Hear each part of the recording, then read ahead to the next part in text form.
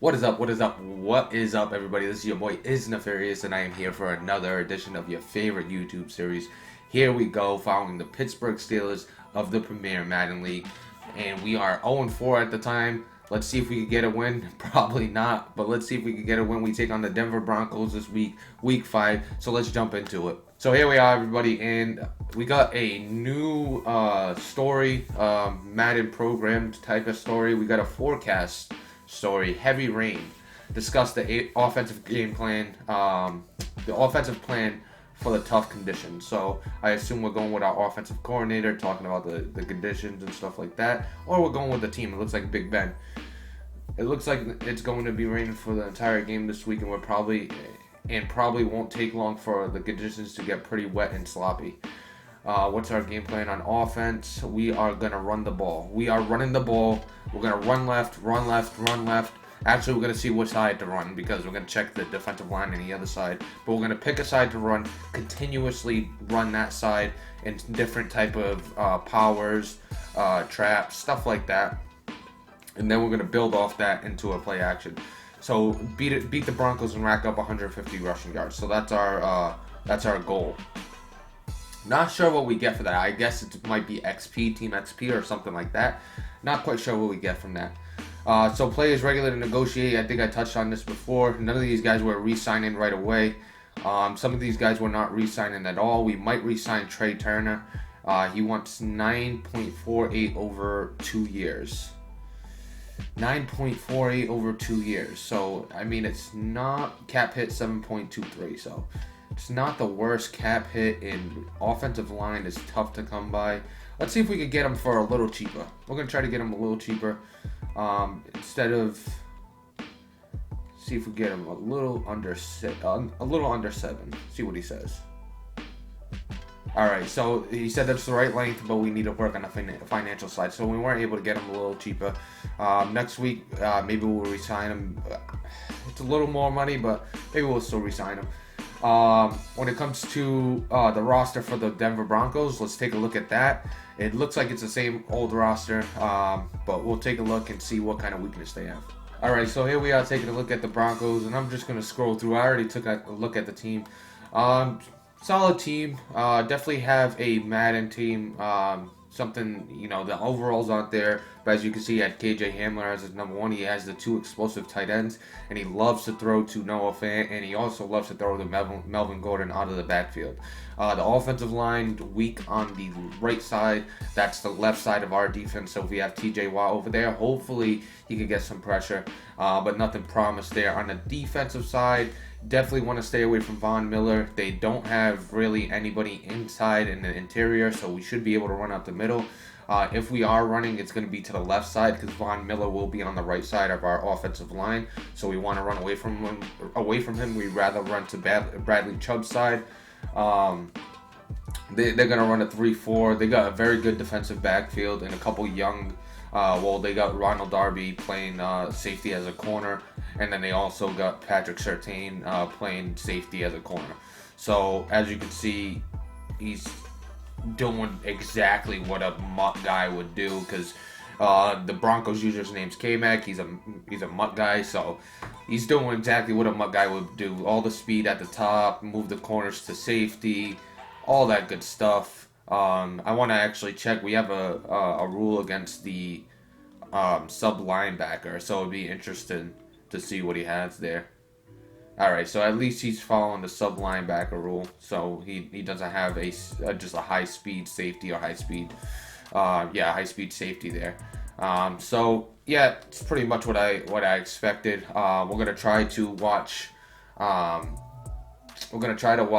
Fant, and maybe we have somebody watch Noah Fant and then we watch Melvin Gordon.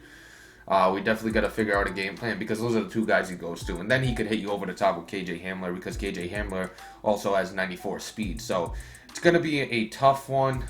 Definitely got to watch out for a lot of things on offense, especially with the history that he has with Mutt head-to-head and all that stuff. So we'll definitely have to watch. We're going to throw out contains as well to make sure that he can't. Well, we're going to blitz. We're going to go back to our roots, go back to Blitzburg and blitz the best we can. Right now, let's take a look at ultimatums. Remember, we gave out ultimatums to everybody on a 1-year deal, or have the remaining year of their deal. So we're going to check everybody that's trade bait and see where they are as far as ultimatums. So first player to talk about right now is Juju Smith-Schuster. We're not going to talk about Big Ben because he's staying on the team no matter what. He's not getting traded. We're going to talk about Juju Smith-Schuster. So Juju, if you remember in the first episode, the ultimatum was 5 receptions per game, 75 yards per game, and a half a touchdown per game. Right now, he is not meeting any of those. He had a hot start with 5 receptions, 166 yards. Right now, he's averaging about three and a half, close to there, receptions per game. He's averaging 70 and a half receiving yards per game, and then for 4 games he has 1 TD, so he's got a quarter of a touchdown per game. So he is nowhere close on any of those, and obviously the average per game is right there.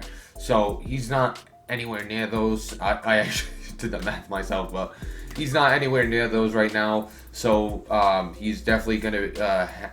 There's definitely gonna be trade talks happening more and more as we get closer to that deadline. Hopefully he pans out. I did say I would like to trade him, but you look to see your guys perform well. So hopefully he pans out and he has a good game this week, but I doubt it with a rain game. So he's definitely gonna have to pick up the slack unless he wants to be out of Pittsburgh. Next, let's move over to Eric Ibron and see where he's at. So here we are at Eric Ibron, and if you remember, we wanted 4 receptions per game. Right now he's averaging 2. We wanted at least 50 yards per game. Right now he's averaging 45.8. And then we wanted half a touchdown per game. Right now he's at 2. So he's got the half a touchdown per game. So he's meeting that, but he's falling short on the other 2. He still has plenty of time. We still have at least 4 games before the trade deadline. Maybe even 3. I don't know when our bye week is. Maybe even 3. But he still has time to possibly get that. So plenty of time, but at least he has 1 of the 3, unlike Juju, who has 0 of the 3. Now let's check the defensive side, where we have a couple players on the last year of their deal where we need to see if they're performing up to par. Alright, so here we go. Here's the guy we do want to re-sign that isn't performing too well so far this season. TJ Watt. He does have 5 tackles for loss. I mean, that's got to count for something. Maybe we'll see what the average is for tackles for loss, because he is doing well in the run game and getting in the backfield, but he hasn't had a sack, and we wanted at least 4 sacks in 8 games, or half a sack a game in general. So 4 sacks in 7 games, 3 sacks in 6. So we wanted that for TJ Watt as an ultimatum. He hasn't reached that. So we are in continuous talks with trades and possible trades where we could send him away. He does want a lot of money. I believe he wants 153 mil over 6 seasons, I believe, but he wants a ton of money. So he's definitely going to perform better. Hopefully, if we start blitzing more, we'll get some more sacks with him. But that's TJ Watt. Now let's take a look at Melvin Ingram, who's been having some storylines this season. So here we are with Melvin Ingram. Right now he has 1 sack on the season. Remember, we wanted the same amount as TJ Watt. We wanted at least 4 from him. Without the abilities and without being TJ Watt, who was a much better player, we thought it would be a little tougher for him. So far, he's leading TJ Watt in sacks right now. He's got 1. TJ Watt's only got 0. So yeah, Melvin Ingram, and as you know, he's been involved in storylines, not being able to sack the quarterback, broken tackles, stuff like that, leading to big plays, extended drives. So he hasn't been having a good season. Right now he's the backup and used as a specialist. So hopefully that exhilarates him and gets him going and helps him get more sacks on the season. I don't know if we want to re-sign him because he does want a lot of money, but if he does meet the ultimatum, and we'll give him 1 for the full season if he survives past the trade deadline, and then after that we'll see where it goes. But that's it for Melvin Ingram. Now let's take a look at Tremaine Edmonds and see how he's performing this season. So Terrell Edmonds, if you remember, doesn't really have an ultimatum, but I did want to talk about how well he's playing this season. He only has 18 tackles, but he has 2 interceptions. He's been all over the field. He might even have a fumble recovery or forced fumble. He has a forced fumble. He has a pass deflection. He's been playing awesome. I think he got injured last game, but he's been a silent hero on that backside. Both safeties are with Minka and Terrell. They're going to be a good tandem, so we're not going to talk much about him. As you can see, he is injured. You can see in the right-hand corner. Let's go look at our injury report real quick, and then we're going to dive into some changes. So as far as the changes are concerned, there's nothing crazy that's happened. No position battles that have changed. Everybody's still the same. But the only change we did do is we actually picked up a defensive lineman to help out the front a little bit. We did add on a defensive tackle, so we moved Tyson Alou over to the left end position until Stephon Tuitt comes back. But he's going to move to the left end. We wanted to add a little more strength to the interior, so for defensive tackle, we still have Cameron Hayward at right end, but for the defensive tackle, we brought Star Lutule. So he's going to take over as a defensive tackle. As you can see, he's got 94 strength. I think strength is something you really need in your front three, especially if you're running a 3-4. So he's got the strength. I know the block shed's a little lower than you would want. He's got good tackle, good hit power, good, decent pursuit. So he's not a major liability, I don't believe. We'll see as the game goes on, but we're gonna plug him into the middle of our defense and let Alou play that end position in the 3-4, and then let Cameron Hayward play that other end. So that's how we're gonna run the defense. Hopefully it works out. Hopefully the defense gets more pressure. We definitely want TJ Watt to get some pressure. We're gonna definitely blitz a little bit more. But yeah, that's pretty much the only change. We do have some names on the trade block, and we had some discussions. There was a tweet sent out earlier about TJ Watt. TJ Watt is being discussed with at least 5 different teams who want him. Right now, we're holding on to him because we won't trade him until we know for certain that we're not going to keep him. Then we're hearing offers for Dwayne Haskins. Dwayne Haskins might be on the move sooner rather than later. And then we're also hearing offers for guys like Eric Ibron. Somebody wanted Eric Ibron. And I think that's it. I think it was Dwayne Haskins, Eric Ibron. We haven't heard much for anybody else. I know somebody wanted Terrell Edmonds, but we're not going to trade Terrell, and it's Terrell, not Tremaine, like I said before. But that's pretty much it. So let's, without further ado, let's dive into the game, and let's take on the Denver Broncos.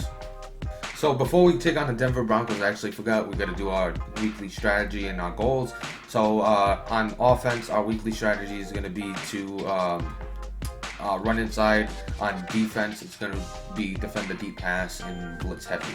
So, player health, we're going to have Big Ben on there the whole time for QB because he hasn't had a good couple of weeks, so we definitely want to get him as much reps as possible. Everybody else on the team is split on half pads, so right now we're trying to make sure everybody stays healthy. We'll see what happens in this practice. We might start doing full padded practice if we keep playing as bad as we are. Last week's stars, Najee Harris, I believe, was one.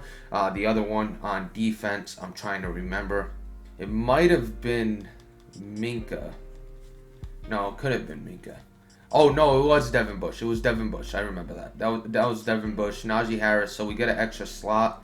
So on the extra slot, let's go with Chase Claypool. I want to get Chase Claypool some love. So he'll be the guy there. For our weekly goals, we're gonna dive into the weekly game plan. No, we're not gonna go for that. Let's go for 200 yards rushing. Actually, 1 interception. We'll go for 1 interception. Win the turnover battle again. I'm gonna keep preaching that until we do. Rush for 150 yards because that's our goal anyway. And then on the offensive side, we want to sack the QB 3 times because we're gonna send pressure. But that's gonna be our game plan. Hopefully nobody gets injured. So let's run this practice. If Big Ben goes down, hallelujah. I mean, that's not good. But we did split. Nobody's injured. Some focus XP there, some little XP, a little fatigue loss on.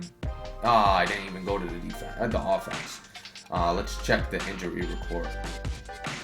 So injury report. So we don't get nobody new. Joshua Dobbs. Everybody's there from before. And we got one player returned from injury. So let's check who that. I think it's Witherspoon. So Witherspoon's returned for injury. See, he's going to go up to that third cornerback slot. We're going to put Justin Lane up there because we want Justin Lane to get some love as a young corner. So we're going to put him up. And he's going to be our third corner. But that's going to do it. Let's jump into the game where we take on the Denver Broncos. Alright, everybody. I wanted to try something new this week with the face cam and stuff like that. But it won't really work out. So, unfortunately, we won't have live reactions as we take on the Denver Broncos. And they start off on their first drive with a touchdown after a kickoff that kind of went sideways on us, went out of bounds. They get it at the 40 and they scored pretty easily. There, he motions over a KJ Hamler. He does a little zig route, a motion zig route. First time I've seen that. Haven't played much recently, so haven't seen that before. Then we're going to get back after going down 14-0. We're going to get back. We're going to hit Chase Claypool over the top on his defense. He ended up getting a penalty on that, but comes back right away after that. After my touchdown, scores again, making it 20-6 after we missed our field goal. So right now it's 20-6. We kick a field goal, but unfortunately it's going to be wide left as it hits the left upright. So close, but we're going to stay at 20-6. We ended up going for it on fourth down a bunch of times in this game, and that was a main reason. And luckily, after that missed field goal, we get it right back as he tries to hit KJ Hamler again on a deep crosser. We're able to pick that off. Cameron Sutton takes it all the way down inside the 20, and then on our drive, we're going to punch it into the end zone with Juju Smith-Schuster as he had nobody out there watching him. And here comes his offense. He's going to get a wide open Melvin Gordon somehow, some way, and he's going to take it inside the 20, setting up his team in the red zone. This is the second week in a row where we let up a touchdown with less than a minute to go before half. Luckily, this time we get the ball, unlike in the Green Bay Packers game where we were giving the ball back to him at half. We get the ball back, and Najee Harris is going to find some room, and he's going to take it all the way to the house, or is he going to get caught? He gets caught from behind, setting him up inside the 10, but we're only able to get a field goal out of that.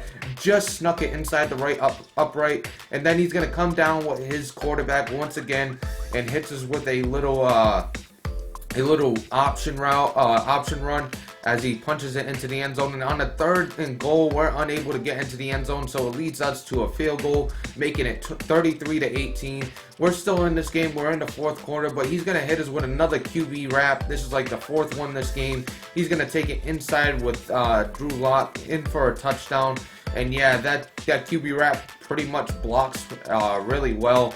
I guess that's a go-to play in his offense as he gets a pick there. Ben Roethlisberger's first pick of the game.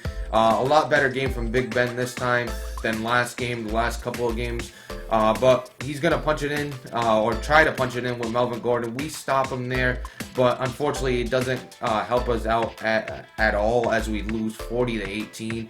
Another tough loss. We move to 0-5. Now we take on the Seattle Seahawks next week. Alright, everybody, so here we are, 0-5 on the season. Denver Broncos and K-Mac. I need a bath after that one. Definitely seemed like not a normal franchise sim game. But he won 40-18. A couple broken plays, surprisingly, and multiple QB wraps later and QB runs. The score is 40-18. 395 yards of total offense. I had the rushing yards. He had the passing yards. Kick return. Third down conversions. He was 5 for 6. I was 3 for 12. Fourth down conversions. I had 4 or 5. They were all on the other side of the field. They weren't any that were on my side of the field, and they were all fourth and short. And the way the wind, it was 17 miles per hour wind in the rain. So some of those field goals I wasn't kicking. So we were 3 for 3 in the red zone, so a better showing in the red zone. We had 2 red zone field goals. He had 4 red zone TDs. We were 3 for 10 on the penalties, and we had the time of possession. So yeah, pretty much shot plays and surprisingly broken coverages here and there. It is what it is. Taking a look here, you got Drew Lock, 307, 3 TDs, 1 interception. Big Ben, 221, 2 TDs, 1 interception. Taking a look at the rushing, Najee Harris had over 100 yards first time, breaking it in his career. So congrats to Najee. Gets a ball there. I don't know if he's gonna be the player of the game though. As you can see, Melvin Gordon 8 for 150. Go figure. He had 1 TD as well. Chase Claypool was 7 for 71 with a TD. They had a bunch of sacks. Not a surprise there. So tough game, but let's go over and let's see who the player of the game is on offense and defense. So everybody, for offense, we're actually going to give it to Chase Claypool with 7 for 71. Even though Najee Harris had 143 all-purpose yards, he didn't find the end zone. We'll give it to Claypool just because he was able to find the end zone. So was Juju Schuster, but we'll give it to Claypool. He got a bomb over the top for a TD, so he was a big key to our game. On the defensive side, we're going to give it to Cameron Sutton. Yeah, the interception, a big interception. Wish we could have got a little more. Did he actually return that to the house? He almost did. I think we got tackled at the 5. So, yeah, so he's going to get the player of the game on defense, and the player of the game on offense is going to be Chase Claypool. So those two will be our focus players, and they'll also get content points awarded to them. Now let's check out the Come On Neff player of the game. Alright, so here we are with the Come On Neff player of the game, and this is actually an interesting one. So we're playing all zone. Everybody's supposed to drop back. I believe it was a cover 6. He's going to roll right a little bit. As you can see, he drops back. Actually, he just steps up in the pocket to the right. And then for some reason, surprisingly, let's see what route this guy ran. He ran a little out. So this guy ran a little out. And then the inside guy ran a post. And would you look at that? Somehow, some way, we got 2 guys covering nobody. 2 guys covering nobody. And we got a running back just running downfield, wide open.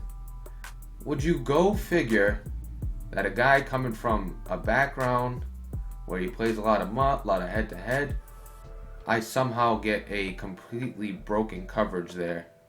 And he gets a big first down, and he ends up scoring on this to actually give him a larger lead than he already had. So I guess I wanted to highlight this play. It's not really the Come On Neff play of the game. I just wanted to highlight this play. And yeah, that's a lot of fun. A lot of fun right there. So good play by him. And then he finished it off with his 8th QB wrap into the end zone. So hell of a job by him. But that's going to do it for us when it comes to the game. Let's see what else we have as far as the post game. So taking a look at the results, we got some staff points. We ended up getting 1 interception. We wanted that goal. We got 3 staff points. We didn't have 150 yards rushing or the win, but we did have over 100 yards. So we got 1 staff point for that. We didn't get the full 3. Win turnover battle. We had 1. Actually, we had 2. I think the forced fumble as well. So it was 2-1. So it was close. Big Ben only had 1 interception this game, so it was a lot better than last time. Looks like we're going to get some XP to offensive lineman. We're going to actually go agile. We're just going to let him keep building to what he fits. We're not going to force people to fit into our scheme. We're going to just upgrade him on how they fit. So he's more of an agile guy, so we'll upgrade him agile. Rain game. Let's see what they say about the rain game. Coach, it's that loss where you gather the team, chalk it up in the conditions, and chalk it up to the conditions and immediately move on. I don't think so. Both teams had to deal with the conditions. We're not going to make excuses. They were a better team than us, and we have to learn and get better from them. So basically, we lost -3. Offensive line will have -3 run block power, run block finesse for the next game. So we lost some XP, well, not XP, but some attribute points to our offensive line for next game. So that's going to hurt our running game. But, we're 0-5, so the running game doesn't matter. We got to figure out something. We got a bye week 7, and then I believe the trade deadline is still week 8. So we'll have 6 games and then maybe play the week 8 game before we possibly make a trade. But we don't got many games left, and we still don't have a sack from TJ Watt, and we still don't have the necessary yardage for Juju Smith-Schuster. Now, if none of them reach it, we can't trade everybody. So at that point, I'm going to have to choose based on who performed a little bit better. And right now, I would say TJ Watt, because he's still getting the tackles for loss. He's still getting certain things. So he might be the guy to stay. We're only going to move one of those big names. We're not going to move every big name. So next week, we got the Seattle Seahawks. They're 0-4 right now, possibly 0-5. So we got to get a win soon. So we'll see you next time.